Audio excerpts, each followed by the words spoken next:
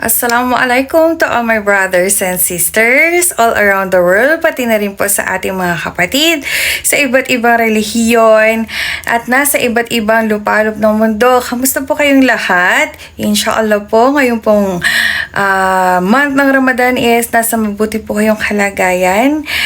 Inshallah, ingatan po kayo ng Allah kung nasaan man po kayong lugar. So for today's video is all about Philippines. Yeah, Philippines. Bakit? Kasi, alam niyo yun guys, parang nanonood lang kasi ako ng balita mga araw na to. Okay? Doon sa dami-dami ng mga advisor nitong ating Pangulo, ang pinagtataka ko, bakit palubog? Bakit palubog ang Pilipinas? Ang pagkakaalam ko, pagka madami kang advisor, alam mo yun, hindi ka matitibag. Pero, madami kasing bagay-bagay na dapat na i-consider dyan, okay? Pagdating sa advisor, kung ikaw competent ka naman na maging leader, I think siguro 2 or 3 advisors, okay na sana yun. Okay? Pero ang dami ng advisor, pero parang feeling ko, palubog pa rin ang Pilipinas. Bakit kaya? Ang tanong ko lang sa ating Pangulo, gaano katibay sa posisyon mo para panindigan ang pagiging presidente?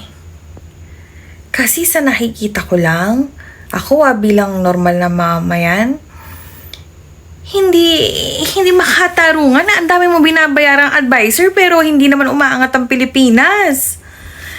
Diba? Parang palubog. At saka hindi ko maintindihan bakit parang puro kahihiyan na lang ata ang nangyayari sa gobyerno natin. Yung mga pinangako na napako, tapos magkakaaway pa ang mga politiko sa politika, which is normal naman talaga. Yung kaya lang this time parang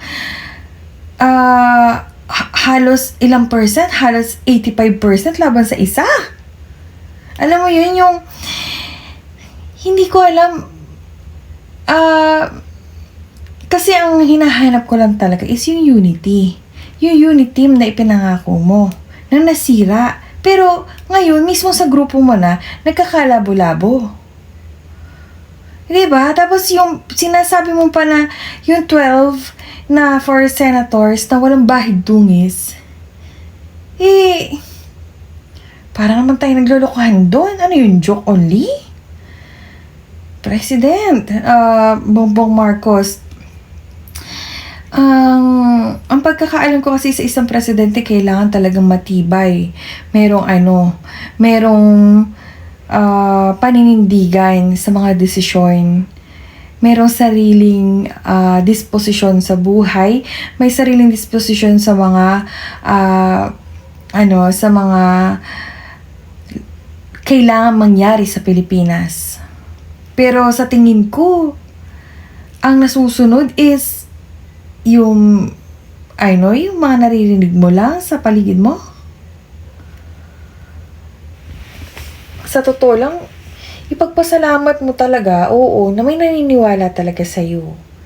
Kasi dati ako naniniwala, kaya lang, nung napansin ko na lang talaga na hindi na nangyayari yung mga pinangako mo, parang sabi ko, this is so unfair. Kasi hindi naman ko mo bago magbotohan, doon mo sasabihin lahat ng pangako mo, and then after na ng botohan, nanalo ka na, wala na, bye-bye na, galit ka na. Galit ka na, bumabengga ka. Binengga mo lahat.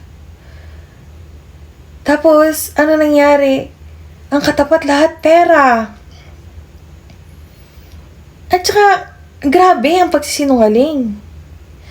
Oo, grabe talaga pagsinungaling mo. Doon lang sa Tacloban, yung sasabihin mo si Tolentino. ang unang-unang politiko na naandun sa Tacloban. Kwento mo sa pagong. Gusto ko i-try maging seryoso para natatawa kasi ako sa mga speech mo. Alam mo yun, nire-respeto naman kita bilang presidente. Kaya lang ikaw mismo nagtatanggal sa sarili mo na, alam mo yun, na parang hindi nakarespeto yun. O, tapos nag-hire ka pa ng isang attorney Claire. Diba? Si attorney Claire na ngumaw-ngaw agad. Tapos nung nasabihang attack dog, parang lalo niya pang ipinakita. Ano yun? Ba't ganon? Diba? Kasi, tingnan mo lang ha. Tingnan mo lang to, PBBM. Ito, sana makarating sa'yo. O, pakitag nyo na nga natin din tong video ko, guys. Okay. Kami pa rin ang supporter ni Duterte family. Mula kay Tatay Digong, kay Bibi Sara. Yan, sa pamilya niya. Kami pa rin. Mula noong nakilala namin siya. Kami pa rin yun. Hindi kami nagbabago. Pero ikaw, bakit ganun? Papalit-palit. Pabago-bago. Ano yun? Hindi consistent. Ano, walang forever? Ganon. Alam mo, nagtsatsaga na lang talaga na siguro ako nagtsatsaga na lang siguro itong mga tao na sa paligid mo. Kasi nga may nakakamal na pera. Pero kung wala naman sila nakakamal na pera, sila din nagbabaliktaran, Oo. Parang uso sa kanila yung 69. Oy, wag kayong mag-isip ng pangit. Ang sinabi ko lang baliktaran, 69. Oh, kayo ang nag-iisip ng pangit. Wag ganon. Oh. Kasi kasi mapagbaliktad nga itong mga napupunta sa kanyang alyansa niya. Pumabaliktad lagi. Parang sabi ko nga, Alhamdulillah Rabbil Alamin, kami kung anong paniniwala namin talaga. Ako bilang Muslim, kung anong paniniwala namin, kaya namin panindigan hanggang sa huli. Kahit wala kaming sahod, kahit wala kaming kinikita. Alam mo yun, yung may paglaban namin ang katotohanan. Hindi nga namin alam kung saan pupunta to, yung kabi-kabilaan ng threat sa buhay namin. Alam niyo yun, pero still, ito pa rin kami. Pero sa kabila, ang daming advisor, papalit-palit ng tao, papalit-palit ng mga nasa yung mga supporters, tapos kumuha na ng vlogger. Ganun ba yung matatawag na matibay? Ganun ba yung matatawag na na presidente na talagang kayang tumayo sa sarili? Ako ang sa akin lang hindi ako lawyer. Hindi rin ako political science graduate. Pero naging leader din naman ako ng group. Oo, syempre naging leader ako ng group. Alam mo yun, talagang batas kung batas. Pero bakit sa inyo nagiging legal yung illegal?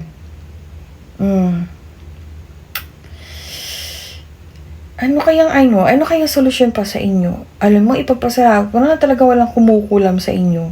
Oo. Pero, paano nga na ngayong 3 taon na to, kabi-kabilaan din ng mga taong bumabaliktad kaming doon sa grupo mo. Ilan pa kaya ang mawawala sa grupo mo? Kasi naman, dami mong advisor. Hindi mo na tuloy alam kung alin doon ang susundin mo. Sana sila na lang ang nagpangulo, hindi na ikaw.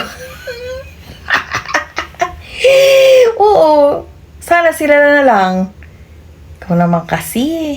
Hindi mo naman kasi talaga kaya Kung wala si BP Sara, ayan, nagmagaling ka. Nako talaga, President Bongbong Marcos. Ihayaan mo ipagdudua kita na insyaallah magising ka sa katotohanan na hindi mo talaga kayang dalhin ang buong Pilipinas. So, yun lamang guys. Maraming salamat.